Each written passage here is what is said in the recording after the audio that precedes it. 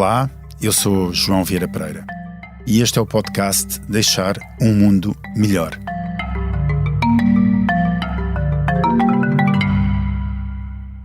Ao longo de 49 semanas, Francisco Pinto Balsemão entrevistou 49 personalidades. Agora, no episódio número 50, invertemos os papéis. Desafiei os entrevistados a colocarem perguntas ao autor deste podcast. Recebemos dezenas de questões e cabe-me a mim a honra de ser agora a voz de quem passou por este estúdio para ser entrevistado pelo fundador do Expresso e da SIC. Dr. Francisco Pinto Balsemão, bem-vindo e obrigado por aceitar este desafio. Eu que agradeço. Foi um longo percurso, é verdade, gostei muito de ir percorrendo. E eu, como ouvinte, gostei muito de ouvir as suas entrevistas. E depois de 49 entrevistas, como se sente agora desse lado? Sinto-me bem, até me apetecia fazer mais, mas isto tem que ter um limite. São 50 anos do Expresso, são 50 podcasts. Felizmente têm tido uma extraordinariamente alta audiência. É verdade. E, portanto, estou satisfeito. E só esse êxito deve-se aos entrevistados, com certeza que não se deve a mim, mas estou muito contente. E à equipa técnica que tornou este projeto possível, viável, consolidável, pronto a tempo, etc. E o desafio que nós fizemos às personalidades que nos entrevistou foi de nos enviarem as perguntas. Eu tenho as perguntas comigo e numa ordem mais ou menos possível, porque as perguntas foram muito diferentes. Eu vou começar, talvez, por abordar questões mais políticas. A primeira pergunta: o que mais o marcou quando tem de contribuir para o processo de formação e consolidação da democracia portuguesa ou criar e desenvolver este grande grupo de mídia? Eu diria que são opções diferentes, não é? Separáveis, mas têm pontos em comum. Eu envolvi-me e apaixonei-me pelo jornalismo através, talvez, de uma vocação profissional. Uma vocação profissional que desenvolvi desde os tempos em que, já muito remotos, em que trabalhei na redação do Diário Popular, um jornal que infelizmente já desapareceu. A criação do Expresso e de outros títulos, criação da SIC Notícia, dos canais do Cabo, dos sites, mais recentemente da Opto, correspondem a esta vocação profissional. Como há quem escolha a medicina, como há quem escolha a arquitetura ou a engenharia, eu escolhi o jornalismo. Ainda hoje, aliás, me considero jornalista e, não sei se sabe, tenho carteira profissional, tenho muito orgulho em tê-la e tenho o número 18. Muito bem. Para poder concretizar os meus projetos na área do jornalismo, tornei-me também empresário, agreguei capitais, sócios, aliados, portugueses e estrangeiros, e para isso e por isso criei empresas. O meu interesse pela política, que é outra opção que me é colocada, cresceu em paralelo com a aprendizagem do jornalismo. O Diário Popular, mais uma vez, os cortes diários e inaceitáveis da censura, as conversas na redação com jornalistas e colaboradores que haviam sido presos, que haviam sido torturados pela PIDE, uma ida minha à PIDE, que comparado com isso não foi nada, mas mesmo assim estive lá 12 horas, por causa de um artigo que tinha sido publicado no jornal sob minha responsabilidade, e também um crescimento crescente do funcionamento da democracia. Tudo isso iniciou em mim a convicção de que era necessário lutar pela liberdade e pela democracia. Quando Marcelo Caetano sucedeu a Salazar, eu acreditei que seria possível uma reforma profunda sem necessidade de uma revolução. Uma reforma sem necessidade de uma revolução. Por isso e para isso, aceitei ser candidato a deputado à então Assembleia Nacional, era assim que se chamava o Parlamento. Enganei-me, e como eu, aliás, se enganaram outros companheiros meus, Sá Carneiro, Magalhães Mota, Miller Guerra, Mota Amaral e alguns mais. A partir daí, entrei na política em part-time e mais tarde, quando a AD ganha as eleições, Francisco Sá Carneiro convida-me para ser o ministro adjunto. Aí passo à política full-time. Com a tragédia de Camarates, em 4 de dezembro de 1980, sou designado primeiro-ministro, logo em janeiro de 1981, e mais tarde saio, por minha vontade, depois de ganhar umas eleições autárquicas que foram um teste nacional a mim, e que tiveram lugar em julho em 83. Nessa altura voltei à empresa, voltei ao Expresso, e daí em diante fomos crescendo e fomos criando. Claro que o tempo em que estive full-time na política me marcou muito, me obrigou a ver a vida, Portugal e o mundo e as pessoas, incluindo os traidores, de outra maneira, mas eu diria que o meu rumo, o meu percurso passa acima de tudo pelo jornalismo. Muito bem. Mas houve uma altura da sua carreira em que foi simultaneamente primeiro-ministro, como já referiu, e também fundador e dono do Expresso, e que, naturalmente, na sua atividade, se dedicava a escrutinar as atividades do próprio governo que liderava. Como é que foi viver esta dupla qualidade? Não foi fácil, porque eu sempre tinha defendido a liberdade dos média perante o poder económico, que eu era, no caso do Expresso, e o poder político, que eu era, porque estava no governo, e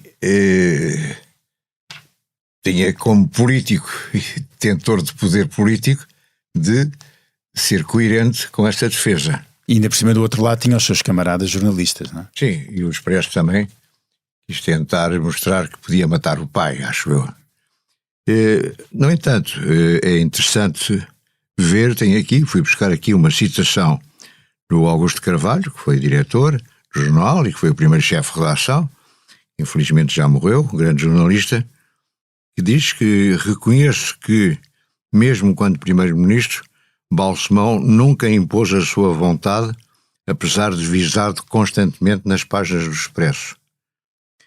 Tivemos discussões várias, mas nunca o primeiro-ministro impôs diretivas ao jornalista enquanto jornalista. Bom, a citação é muito maior, mas acho que isto chega para responder à pergunta. Os governos onde participou e que presidiu tiveram várias conquistas importantes. Uma delas foi, de certeza, conseguir os apoios necessários para concretizar a revisão constitucional de 82. Considera este o maior feito ou dos seus governos, ou houve outros feitos maiores? Eu julgo que a revisão constitucional de 82 simboliza uma luta que não foi nada fácil, porque até aí a Constituição, como sabe, previa o Conselho da Revolução como órgão de soberania e por aí fora. Não tínhamos uma Constituição democrática, no sentido real e profundo da palavra. Era uma Constituição herdada de uma revolução, e passámos a ter uma Constituição de nível europeu ou comparável com outras Constituições europeias, e isso, para além de nos aproximar de uma democracia que não estávamos a viver em pleno, também teve outra virtude, que foi permitir-nos avançar na negociação para a adesão de Portugal ao então mercado comum, que nunca teria sido possível com a Constituição que existia. Acho que isso foi muito importante, e para mim foi muito importante também ganhar as eleições autárquicas do fim do ano de 80, porque foi de certa maneira uma legitimação daquilo que eu tinha feito. As eleições, embora autárquicas, tiveram uma interpretação, um âmbito, uma cobertura nacional, e como eu me queria ir embora, isso permitiu-me sair descansado e confortável comigo próprio, que também é muito importante na vida. Foi também um dos fundadores do PPD-PSD, sendo hoje o filiado número 1. Considera que este partido é aquele com que sonhou em maio de 1974? É evidente que os tempos em Portugal, na Península Ibérica, na Europa, no mundo, os tempos são outros, são muito diferentes, e por isso não é comparável. Eu continuo, no entanto, a acreditar na importância do PSD, que se tem confirmado em sucessivas eleições e com variados líderes. Portanto, é um partido que tem uma razão de ser, que que têm um lugar no leque partidário nas opções ideológicas dos cidadãos portugueses e que, de certo modo, corresponde ao essencial dos princípios programáticos que os três fundadores definiram logo em 74 e que depois foram posteriormente desenvolvidos e adaptados. Muito bem. Outra pergunta que recebemos, aliás, esta pergunta que eu vou fazer a seguir foi enviada por vários dos seus entrevistados. Já falámos do papel relevante no combate à ditadura, foi o pai de um dos partidos fundadores da democracia, foi primeiro-ministro, é uma referência incontornável na comunicação social portuguesa. Porquê que nunca se candidatou ao cargo de Presidente da República? Houve uma altura em que pessoas ligadas ao meu partido, mas não só, também a outros partidos, lembro, por exemplo, de um almoço completamente privado que tive com António Guterres nessa altura, me vieram sondar para me perguntarem e para me dizerem que se eu me candidatasse poderia ter apoios, etc.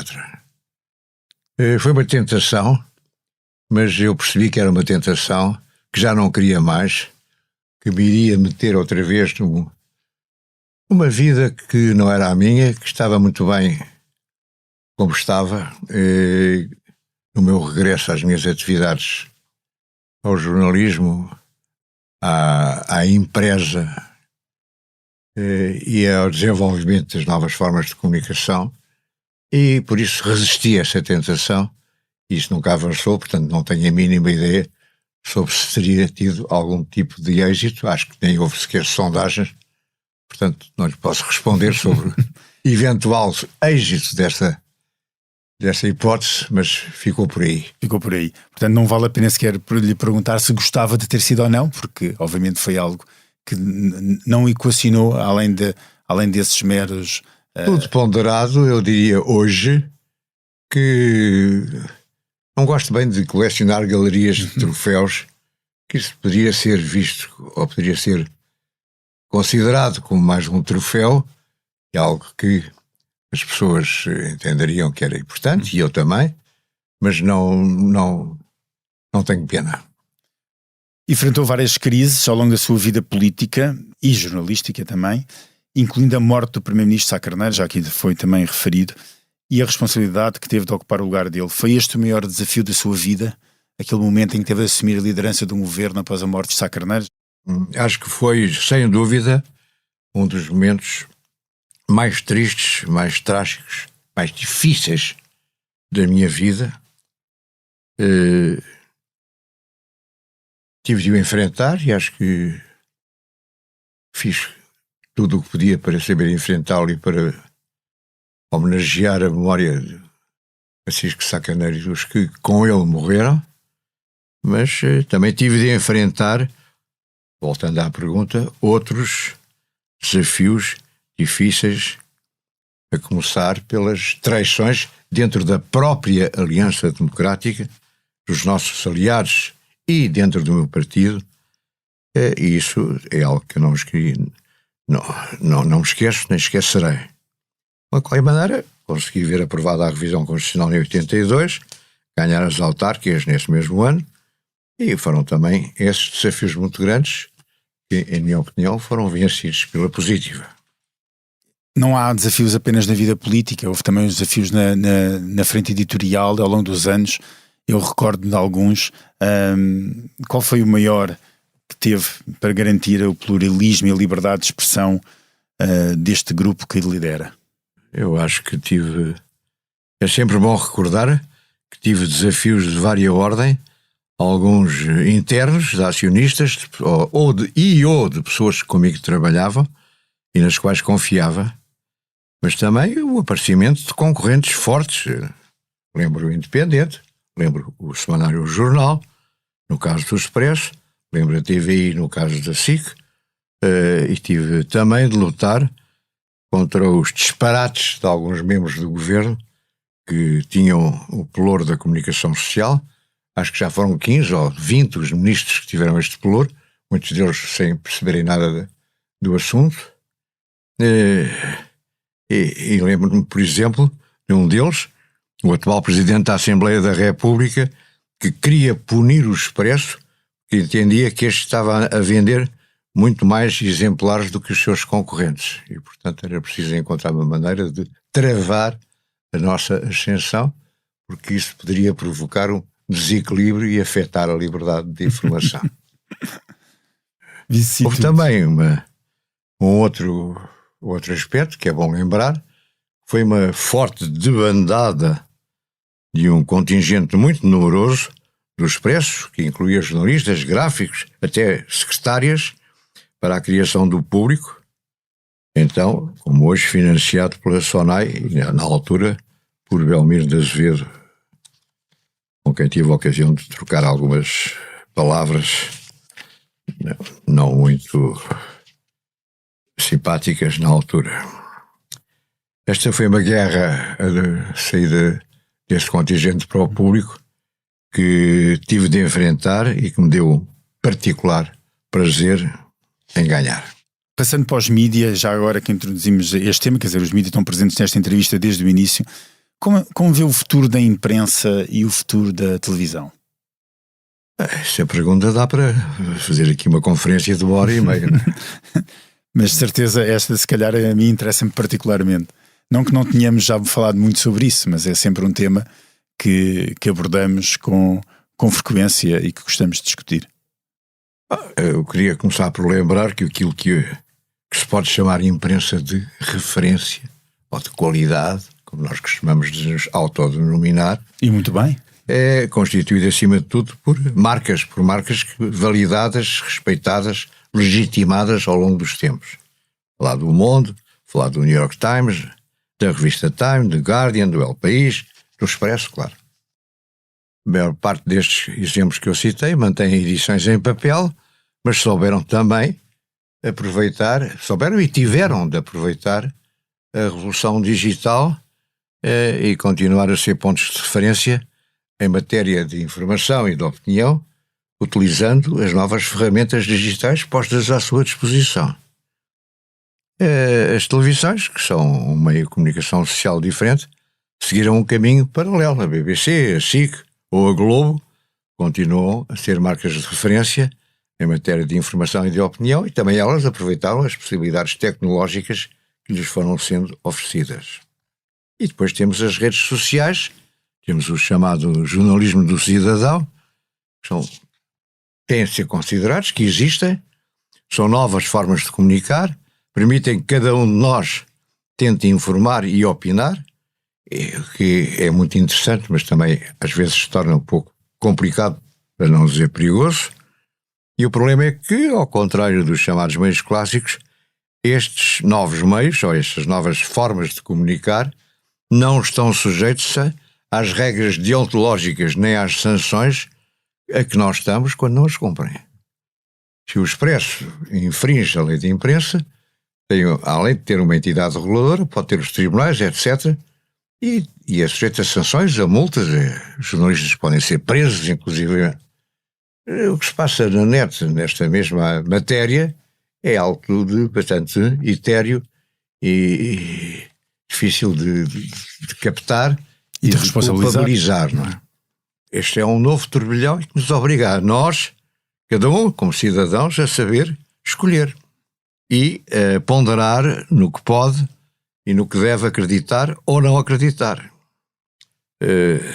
Isto sem esquecer que, como sucede, por exemplo, agora com esta história do Twitter, há novas fontes de informação cujo conteúdo é aceito ou rejeitado, é controlado ou censurado pelos próprios respectivos proprietários. Portanto, uma pessoa muito rica pode coartar, pode definir aquilo que é bom e aquilo que é mau segundo o seu alto ou baixo critério. Sem qualquer tipo de regulação. E o exemplo do Elon Musk e do Twitter, recentíssimo, fala por si próprio. É tudo isto. Há que considerar o papel e a crescente presença de um outro fenómeno que é a inteligência artificial, que vai tomar um papel em minha opinião, cada vez mais importante no nosso futuro, na nossa vida e no nosso futuro. Um exemplo interessante é um robô que já é citado no livro do Kissinger e do Eric Schmidt, que foi o primeiro CEO do Google, sobre a inteligência artificial, precisamente, e que, devidamente alimentado, entre aspas, vai tendo opiniões próprias. E é interessante referir que o meu livro de memórias, mediante um acordo que fiz com o Instituto Superior Técnico, através do professor Arlindo Oliveira e com a Porta Editora, que é a minha editora, está a alimentar um robô português que já vi alguns exemplos da sua produção, ainda não está pronto, mas este robô vai começar a falar, se pode dizer assim, a responder com base naquilo que lhe foi metido, incorporado, através do meu livro de memórias, e depois com certeza terá outras fontes de alimentação. Claro. Isso já está a acontecer, não está pronto ainda, mas eu já vi respostas, como vi respostas do fundador desta dinastia de robôs em inglês, que são realmente apaixonantes e apavorantes, porque eu pergunto-lhe em relação ao homem e mulher, Deus, etc. Não penso que é só pedir dados e números, não. São opiniões, praticamente. Isto está a acontecer, não é? Se me permite e só o problema aqui é que os robôs se autonomizem e que tenham vida própria e que o homem se torne cada vez mais preguiçoso e obedeça. Se me permite, eu ainda há pouco tempo na redação do Expresso, por curiosidade, estivemos a experimentar um software que existe disponível na internet, onde nós podemos pôr, por exemplo, e pusemos, quando elegemos agora as figuras do ano, e o Zelensky foi eleito pela redação do Expresso como a figura internacional do ano, nós punhamos dentro desse software as seguintes palavras: Zelensky, figura internacional do ano, Expresso, e depois escrevíamos ao estilo, queríamos um texto ao estilo da Anne Applebaum. O próprio software fazia-nos um texto sobre a eleição da figura do ano pelo Expresso como este ano, e escrevíamos um texto em português, ou em inglês, e depois facilmente traduzível, sobre, ao estilo como se fosse a Anne Applebaum a escrever, para nós podermos usar. Portanto, isto já existe hoje em dia. E é absolutamente... É impressionante, mas é um bocado apavorante. Eu acho que é assustador, bastante assustador. Pois é. Já falámos aqui sobre as redes sociais, e vivemos num mundo diferente e há quem o considere cada vez mais perigoso, com o crescimento de várias tensões e de rupturas sociais. Considera que parte delas tem origem nos novos mídia, quando está aqui obviamente para as redes sociais, ou é algo que aconteceria de qualquer forma? Eu acho penso que haver cada vez mais gente, incluindo os mais jovens, a ter acesso à informação e a poder emitir opiniões também, não é? Uhum. Não é obrigatoriamente negativo. É uma abertura que não é obrigatoriamente negativa.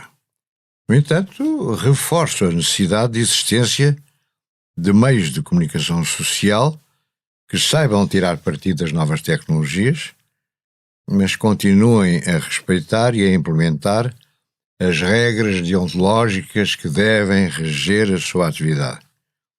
Refiro-me, por exemplo, a um exemplo muito simples: a separação entre o que é notícia e o que é opinião. Hoje em dia, por vezes, mesmo na imprensa ou nos média mais conceituados, às vezes tende a confundir-se. Há factos que só são publicados e divulgados para fundamentarem opiniões, ou opiniões que citam factos que não são demonstrados, etc. Há uma mistura perigosa, em minha opinião. Já falámos aqui daquilo que fez aos 35 anos de idade, criar um semanário durante um período de ditadura, mais tarde uma televisão privada, quando não era claro se havia ou não mercado. Lançou também um canal de notícias quando a televisão por cabo ainda não estava presente em todo o país, ou seja, lançou projetos de imprensa, TV e de cabo que foram totalmente pioneiros. Acha que quando olha para para tudo o que fez e olha para atualmente, para que hoje é o seu grupo, o Grupo Empresa, que se atrasou no lançamento de projetos digitais? Eu acho que nos atrasámos na primeira vaga do digital, princípio do século, mais ou menos. Aí atrasámos, não fomos só nós, mas temos conseguido recuperar. Atrasámos, mas conseguimos recuperar, é a minha resposta. Não, e é uma resposta, eu diria, bastante fidedigna, dada aos números que o próprio Expresso e a SIC apresentam atualmente. Outra pergunta que tenho ainda na área dos mídia, enviado por um dos seus entrevistados: em termos de conciliação de grupos de mídia, e caso isso venha a ser necessário, preferia associar-se a outros grupos de mídia nacionais ou integrar algum processo de consolidação europeia? Tive sempre boas relações de associação e de investimento com grupos estrangeiros já com os seus créditos firmados nesta área e portanto, este é um bom exemplo, e um bom exemplo em concreto é o da Globo, com quem mantemos relações, como sabe, muito apertadas e amigas. Passando agora, dando um salto para aquilo que é a sua vida pessoal, e perguntas mais do foro íntimo: de que mais e menos se orgulha na sua vida pessoal e na sua vida pública? Da vida pessoal, a minha família, não quero estar a citar a família toda, mas é evidente os meus pais, a minha avó, mãe do meu pai, a avó Luzia, meu tio Francisco, tio Chico, que não tinha filhos e de quem eu era afilhado e que gostava muito de mim, a minha mulher, claro, os meus filhos, os meus netos. Na minha vida profissional, orgulho-me da Fundação do Expresso, da SIC, dos canais temáticos, dos sites, das newsletters, dos podcasts, etc. Tudo aquilo que estamos a fazer, da Opto, que está em pleno arranque e a avançar bem. Na política, eu diria que me orgulho da fundação do PSD, da revisão constitucional de 82, de que já falámos, e do avanço decisivo que, quando eu fui primeiro-ministro, conseguimos nas negociações para a entrada de Portugal na Europa. Do que eu me orgulho menos de ter acreditado e de dado asas para voar a pessoas que não mereciam a minha confiança e me traíram. Isto aconteceu tanto na política, como na vida jornalística, como na vida empresarial. Não vou citar nomes, que acho que seria de mau gosto. Tenho uma pergunta mais para a frente sobre isso, mas se calhar fica já respondida. Desempenhou vários cargos no espaço público e privado e, portanto, lidera equipas há muito tempo. Quais são as qualidades ou valores que um líder deve assumir e promover para conduzir com sucesso uma organização, um governo, uma equipa, uma empresa? Dava também para um largo artigo, pelo menos.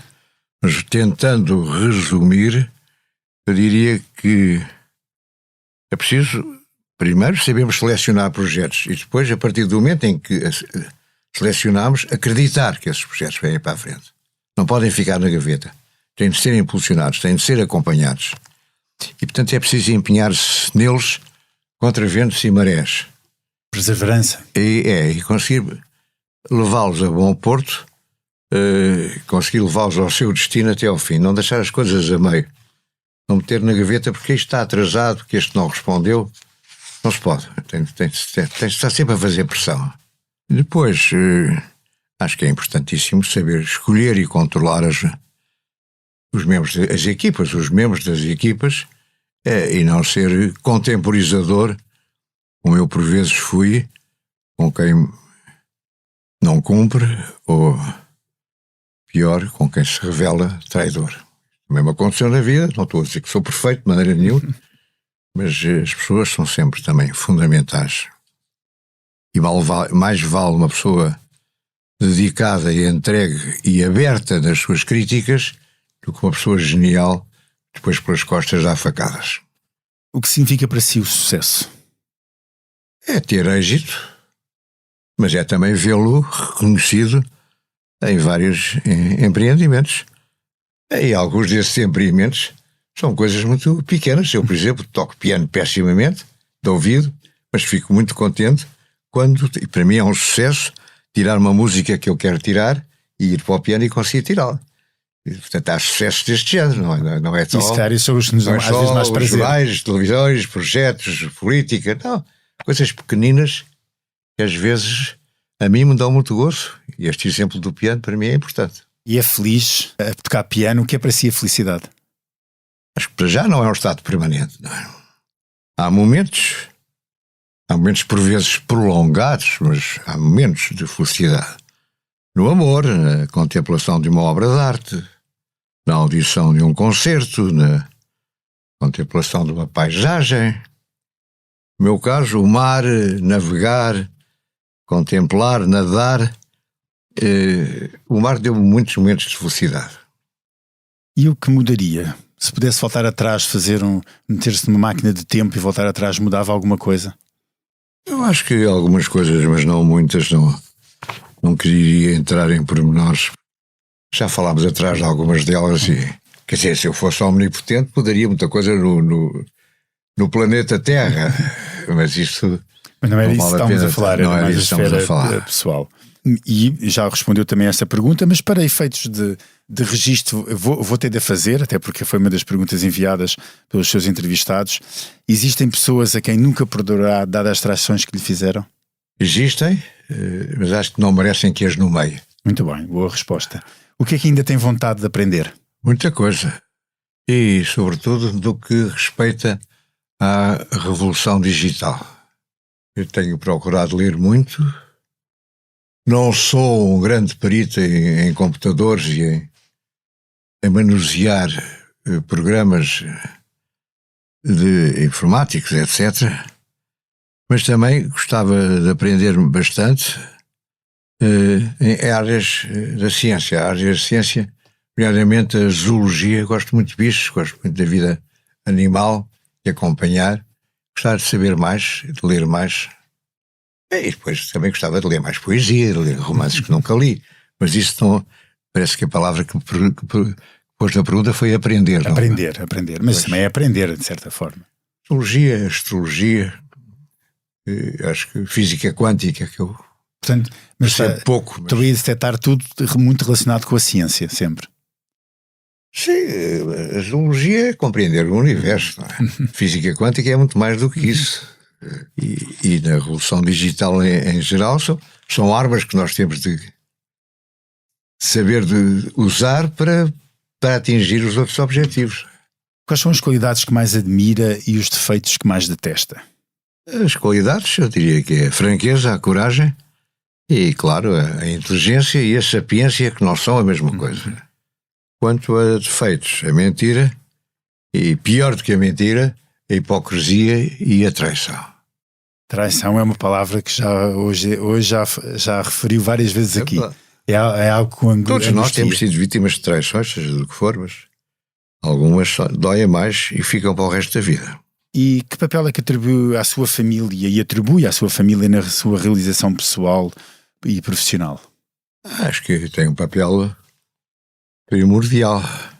Gosto muito deles todos, preciso deles todos. Acho que criamos um ambiente só nosso, temos um vocabulário que só nós entendemos e que achamos muita graça uns aos outros, que é bom, não é? E gosta de trabalhar com os seus filhos? Esta Você pergunta sabe é que minha. nós, uma das coisas que nós fazemos é falar a língua dos pés. Sabe o que é a língua dos pés? Sei perfeitamente. Já sabes para falar para limpinho o pua para dos pés? Uma vez foi uma entrevista, acho que foi da Rádio Observador ou na Rádio Comercial, com o meu filho Francisco Pedro, e no meio da entrevista começámos a falar a língua dos pés, a cara do entrevistador. Rimos-nos bastante. Eu tenho um pô cupu. Muito bem. Mas isto quer dizer, o saber rir, o ter private jokes com amigos, com a família, o pôr nomes às pessoas que não são ofensivos, mas pequenas alcunhas divertidas, acho que tudo isso é importante. Se pudesse escolher, já falámos aqui da música, a música tem um papel importante para si, mas se pudesse escolher uma só música para dançar, qual seria? Eu acho que era um bolero. O Bésame Mucho, por exemplo. voltando à música, ou continuando na música, toca bateria, já falou aqui do piano também, mas é um exímio. Sim, bateria estou bastante melhor que no piano. E eu já ouvi várias vezes tocar bateria, e é assim nos concertos. E você ficou espantado quando viu tocar bateria. Bastante. Não bastante. pensava que eu Não. Festas de alto nível. Até porque a bateria é aquele instrumento que nós pensamos que ninguém toca. Pois é. Mas não é tão fácil. Não é. Eu era de certeza um desastre com a minha coordenação motora. Mas qual é a sua relação com a música? É muito profunda. Eu tive a sorte dos meus pais me impulsionarem e educarem desde bastante miúdo, até para concertos de música clássica, aqueles do Tivoli. Olha, lembro-me de ver tocar o Arthur Rubinstein, por exemplo, que eu era miudíssimo. Lembro do Stravinsky vir a Lisboa, o Stravinsky dirigir, acho que era o Pássaro de Fogo. E portanto, desde muito novo, a música clássica para mim, ainda hoje sei quase de cor a Rapsódia 1, grande número 2 de Liszt, porque foi um dos primeiros discos que me deram, daqueles discos grandes. Portanto, há uma parte de música clássica que me influencia e influenciou desde sempre, e hoje continuo a ir aos concertos da Gulbenkian, a gostar muito, a admirar o Sokolovsky e outros que são os grandes artistas de agora. E continua a exigir ao Expresso que acompanho uma guerra que perco sempre, porque o Expresso liga muito pouco a esses concertos, mas enfim, só prova que eu não tenho qualquer influência no jornal e que devia ter alguma. Agora, bem, também o jazz é outra área, que são completamente compatíveis, não é? Eu lembro-me que o Gulda, que era um grande pianista, deu o concerto no Tivoli e depois de tocar, atravessou a avenida, foi para o Hot Club, que era aí na Praça da Alegria. Exato. Tivemos a ouvi-lo tocar jazz até às tantas. Portanto, o Hot Club também foi uma iniciação importante para mim. O Zé Luís Tinoco, que agora vai ser homenageado, grande músico, pianista, grande arquiteto, poeta, um homem muito completo. É um deles, o Binal Moreira, o Fernando Rueda, que era um profissional também, o Luís Sangaro, todo um conjunto de pessoas mais velhas do que eu na altura, mas que tinham paciência para ensinar, e portanto fui-me adaptando. Depois, olha, também de vez em quando tínhamos uns contratos, tocávamos em sítios, naquela altura... Lembras assim de algum mais que o marcou, nos sítios onde tocou? Lembro-me da Costa Brava, que fazíamos o intervalo da banda principal. 3 de nós, tocávamos o Rock Around the Clock durante horas, aí eu ia para o piano. E punhamos aquela gente toda a dançar, passaram a dar-nos a cheia todos os dias, depois levávamos umas namoradas e aquilo era uma festa. Muito bem. Acha que a arte influencia o rumo da humanidade? Acho que sim, espero bem que sim. E acho que tem influenciado. Quero acreditar que sim, quero acreditar que pelo menos a arte arquitetónica, os grandes monumentos, os grandes conventos, as grandes igrejas, o Vaticano, tudo aquilo que nós sabemos, influenciou com certeza, não é? E falamos do Egito, porque não é só... Claro. Falamos da China, falamos Camboja, falamos, quer dizer, do Machu Picchu, se quiser, também, não é? Isto é tudo arte. É tudo arte. Agora, a arte tem evoluído e tem evoluído, talvez tentando sempre apanhar, captar a realidade do momento, ou antecipar-se mesmo. Picasso Contamino antecipou-se, por exemplo. O Dalí também, de certa maneira. Mas já no tempo do Leonardo, já no tempo de Miguel Ângelo, a arte contribuía para nos atrair, para tornar a vida mais agradável. A beleza é uma coisa muito, muito importante. Alguma vez, diante de alguma obra de arte, alguma beleza natural das que já referiu, ou da construção humana, se sentiu verdadeiramente mais impactado? Na primeira vez que eu vi a Pietà no Vaticano, impactado. A primeira vez que eu vi o Machu Picchu, se quiser, impactado. Pois há belezas naturais, não é? A selva amazónica para mim é uma obra de arte. Também é impactante, não é? A Última Ceia é impactante. E depois muitas vezes vai-se a uma exposição de um artista menos conhecido e há qualquer coisa que nos agrada, que nos invade. Eu tenho obras da Vieira da Silva, por exemplo, que eu venero.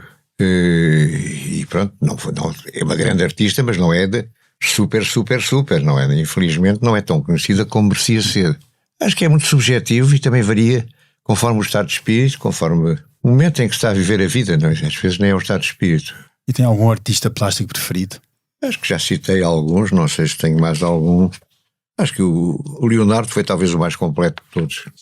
Até porque também tinha o lado científico e o lado de antevisão. Mas há outros, não obrigatoriamente artistas, pintores ou escultores. Mas não podemos esquecer o papel fundamental de pessoas como Arquimedes, como Platão e muito mais recentemente como Einstein.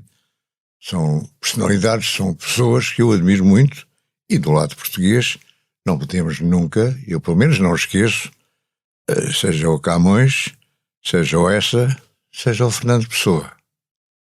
Agora, o Leonardo tinha aquela componente científica, era um homem muito mais completo, tinha uma capacidade de antever o futuro, até os meios de transporte, tudo mais alguma coisa. Até parece que foi combinado falar na questão da ciência, quero exatamente passar para esse tópico. Ao longo dos últimos anos tem demonstrado um grande interesse por novas tecnologias, nomeadamente pela inteligência artificial, que já falámos aqui, e até pelo multiverso. Qual é o maior ou maiores impactos que acha que essas tecnologias vão ter na forma como vivemos e interagimos uns com os outros? De certa maneira já falámos um pouco disso, não é? Eu acho que o problema é lembrar que há vários livros do Bradbury, por exemplo, mas não só, o Triunfo dos Porcos, o famoso Triunfo dos Porcos também tem a ver com isso, que colocam os animais ou colocam os robôs a tomarem conta e a decidirem em nosso nome e em nossa representação, enquanto que os seres humanos vão para uma espécie de metaverso onde eternamente vão vivendo e vão tentando viver mais tempo e eternizar-se. Não sei se isso vai ser assim. Robôs, animais, seja o que for, nenhuma dessas hipóteses me agrada minimamente. Mas e não estou a dizer que estes autores de ficção científica tenham razão. Mas o facto disso ser uma tendência recorrente em muitos bons autores de ficção científica inquieta-me. Este podcast chama-se Deixar o Mundo Melhor, e quando olha para Portugal, onde gostaria de ver os seus filhos, os seus netos, felizes e prósperos, assim como é que gostaria de olhar para o país e como é que eu gostaria de o ver no futuro? Eu queria começar por dizer que os meus filhos e os meus netos beneficiaram à partida de condições escolares, condições materiais acima da média. Têm por isso mesmo têm obrigações acima da média dos seus contemporâneos. Foi sempre assim que eu pensei, foi sempre assim que eu tentei viver. Nasci filho de gente abastada, tenho mais obrigações do que os outros. Além disso, penso que é óbvio que as gerações atuais abaixo dos 30 têm possibilidades de conhecer o mundo, de viajar, de ir à Argentina, à Índia, à China, a Cabo Verde ou a Timor com uma facilidade que no meu tempo não existia. É mais barato, é mais rápido, é tudo mais fácil. E a mentalidade também é outra, e os pais também são outros.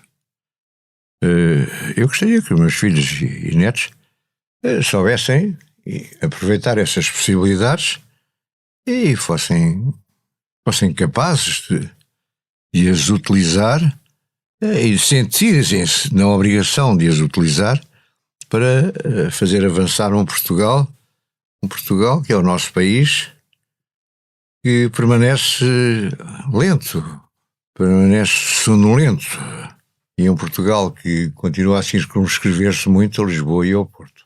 Depois de um período em que o país convergiu com a média da União Europeia, há 20 anos que marcamos espaço. Por que e onde é que esta geração falhou e como podemos mudar essa situação? Eu acho que falhamos, paramos ou atrasámos-nos mesmo em áreas tão cruciais como a reforma do Poder Judicial, que, insisto, é fundamental, continua a ser adiada, ou a reforma da própria administração pública. Tudo é lento, tudo é sonolento, tudo tarda, a burocracia campeia em frente. Sendo assim, Acho que é por aí que se deve ir. Já falámos bastante aqui sobre a inteligência artificial, sobre zoologia, biologia, etc. Mas todas estas novas ciências, todo este alargar da compreensão da ciência e das novas tecnologias levam aqui a uma ruptura radical de como a sociedade funciona e até o próprio conceito que é o ser um ser humano com livre-arbítrio. Como integrar a reflexão da ética neste debate público? A ética, mas primeiro eu diria, talvez, que era bom acrescentar a essa lista a sustentabilidade, o aquecimento global, a criação de novas formas não poluentes de energia. Ainda agora mesmo foi anunciada uma nova fusão de energia nuclear que me parece importantíssima, tanto quanto eu consigo entender o conceito e o que aquilo pode significar para todos nós. Da passagem da descoberta da fusão da fusão nuclear em vez da ficção, se não me engano. Eu acho que nunca como hoje, isso é bom, é positivo, estas e outras questões entraram na agenda do cidadão comum. Isso é importante e é positivo. Agora, são áreas onde os meios de comunicação social têm um papel a desempenhar e eu acho que alguns, como o Expresso, têm desempenhado já há bastante tempo, não é de agora. Uhum. A maneira de abordar nem sempre é talvez a mais interessante, ou a que provoque maior interesse por parte do leitor, embora sejam matérias que têm de ser tratadas com muito cuidado para não estarmos a induzir os leitores em erro. E é preciso jornalistas também que estejam dentro deste tipo de assuntos, deste tipo de linguagem, não é? Há muito a fazer. Quando pensa na palavra Deus, que outras palavras lhe surgem por associação? Uma palavra Deus, um criador, palavra criador, e surgem duas interrogações. Porquê e para quê? Para quê é talvez mais importante ainda. Respostas difíceis. Que opinião tem do Papa Francisco? E como avalia o seu contributo? Tenho boa opinião. Tive ensejo de o conhecer muito rapidamente numa reunião no Vaticano com um número relativamente limitado de pessoas. Parece-me Papa cheio de boa vontade, mas que, como aconteceu com outros, normalmente João Paulo II, não conheço suficientemente os mecanismos do Vaticano, mas parece-me que ele é travado pelos poderes conhecidos e desconhecidos existentes no Vaticano. Deixar o mundo melhor foi este desafio que fez aos seus entrevistados. Se considerar internet, redes sociais, fake news, deturpação deliberada de notícias, etc., somar ainda a inteligência artificial, a que já falámos aqui bastante, como vê o futuro da comunicação social? Ou seja, como deixar o mundo melhor para a comunicação social? Eu acho que a comunicação social é que tem de tratar de si própria para deixar o mundo melhor e para se deixar a ela própria melhor. E acha que a comunicação social está a fazer isso? Não pode ficar à espera. E acha que ela está a fazer isso? Tem instrumentos para isso. Acho que tem de se preparar e tem de ter pessoas que saibam fazer as coisas. Não fiquem sentados à mesa pensar que é tudo igual ao anterior, porque não é igual ao anterior. É diferente e vai ser cada vez mais diferente. Das 50 entrevistas que fez, conseguiu retirar ideias ou factos que o tenham impressionado, surpreendido ou que tenham suscitado particular curiosidade? Isso agora será muito injusto, porque precisava de ter aqui todas, para não me esquecer de nenhuma. E surgiram... Digamos que aprendi nas várias áreas que os meus entrevistados, a quem quero aproveitar para agradecer a todos a colaboração e a maneira como falaram e como dispensaram o seu tempo e a sua atenção a este podcast, a maneira como eles falaram, eu aprendi. E aprendi nas várias áreas e de vez em quando vou ouvindo outra vez os podcasts para não desaprender. E acho que isso é a maior homenagem que eu posso prestar-lhes. Isso contribui para deixar o mundo melhor. Em que consiste a sua opinião deixar o mundo melhor? Bem, temos de reconhecer, antes de mais, que o mundo não está muito melhor. Agora, hoje, no momento em que estamos a falar, Há o perigo de uma guerra nuclear, penso que não será iminente, mas já esteve mais longe. Há falta de liberdade de expressão e de informação em mais de metade do mundo, não se esqueça disso. Esqueça que não há liberdade de informação na China, por exemplo, não há em vários países da América Latina, não há em vários países da Ásia. A União Soviética é discutível. Se olharmos só para essas áreas enormes que esses países ocupam, vemos que metade ou mais dos países mundiais não têm liberdade de expressão. Há depois problemas concretos em vários países, já falei da América Latina, mas se olharmos para a África também o panorama não é brilhante. Há o Myanmar, há os uigures na China, há muita coisa. E também eu estou um pouco preocupado com a situação nos Estados Unidos, com a maneira como as coisas têm evoluído, com o trumpismo e sobretudo com o que vem ao de cima através do trumpismo, com atos de violência, a compra de espingardas, matanças. Mesmo estas eleições para a Câmara dos Representantes, houve membros da Câmara dos Representantes eleitos que estavam, não digo a favor da Rússia, mas não estavam de certeza a favor da Ucrânia. Isto faz um pouco de confusão naquele país que é um país que deve ser e tem capacidade e dinheiro e poderes e tecnologia para ser o líder do mundo ocidental. Isso também parece preocupante. Depois toda a questão da poluição, de que já falámos, está-se a fazer um grande esforço. Há reuniões sucessivas, há tratados sucessivos. Veremos se têm efeitos concretos e práticos. E depois temos uma União Europeia com demasiados candidatos, cada vez há mais candidatos, sem acabar por definir o que é importante, sem se caminhar para o federalismo. Eu sou a favor do federalismo, já o disse mais de uma vez, já o escrevi, etc. Portanto, não estou aqui a dizer nada de novo. E mantendo para muitas coisas a regra da unanimidade, que pode ser útil para Portugal neste momento, mas que não é útil para o avanço da Europa.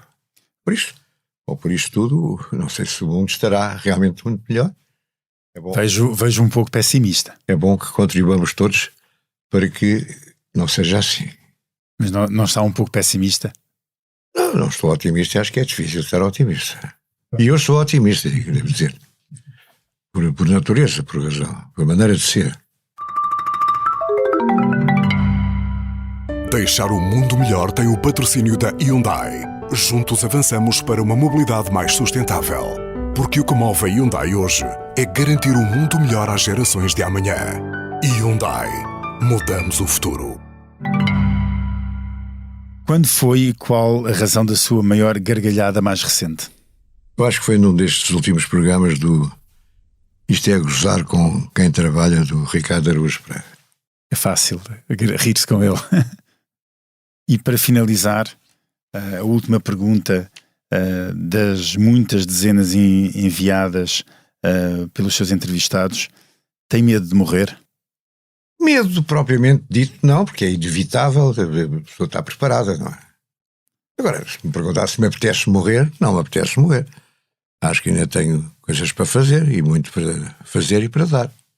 Mas isso todos nós, que gostamos de nós próprios, pelo menos, pensamos assim, não é? Ainda bem. Estávamos uma camada de pessimistas, estávamos todos aqui a chorar, agarrados uns aos outros. Mas que é evidente que estou plenamente consciente de que o meu comboio está a chegar à estação e, portanto, estou preparado para isso. Dr. Francisco Pinto Balsemão, muito obrigado por estas suas respostas às perguntas dos seus 49 entrevistados. É uma ótima forma de acabar este podcast e esta série de 50 entrevistas feitas e dirigidas por Francisco Pinto Balsemão. E com esta 50ª conversa, chegamos ao fim do podcast Deixar o Mundo Melhor. Durante 49 semanas entrevistei diversas personalidades portuguesas e não só, também de África, de Timor, mas sempre relacionadas com Portugal. O leitmotiv era como contribuímos para deixar o mundo melhor. Julgo que as respostas trouxeram até mim e até a si, caro ouvinte, muitas pistas e ensinamentos. Despeço-me agora, deste podcast, que continuará disponível em todas as plataformas e aplicações digitais. Antes, no entanto, quero lembrar que a música original deste projeto foi uma criação e uma oferta de Luís Tinoco, a quem mais uma vez agradeço a colaboração. A edição do som esteve a cargo de João Luís Amorim e a do vídeo pertenceu a Carlos Paes. Na transcrição e apoio à edição tive a ajuda de Joana Henriques e Manuela Goxa Soares. A capa deste podcast é de Marco Grieco e a produção ficou a cargo da Super Margarida Gil. Em quase todas as gravações tive a companhia e o apoio da muito competente Joana Beleza. Na realização de todo este projeto esteve desde o primeiro momento Mónica Balsemão. Obrigado, caro ouvinte, por ter estado sempre desse lado a ouvir o podcast, este podcast chamado Deixar o Mundo Melhor. O Expresso celebra agora 50 anos. Parabéns a si e a nós, caro ouvinte, caro leitor, caro internauta. Muito obrigado.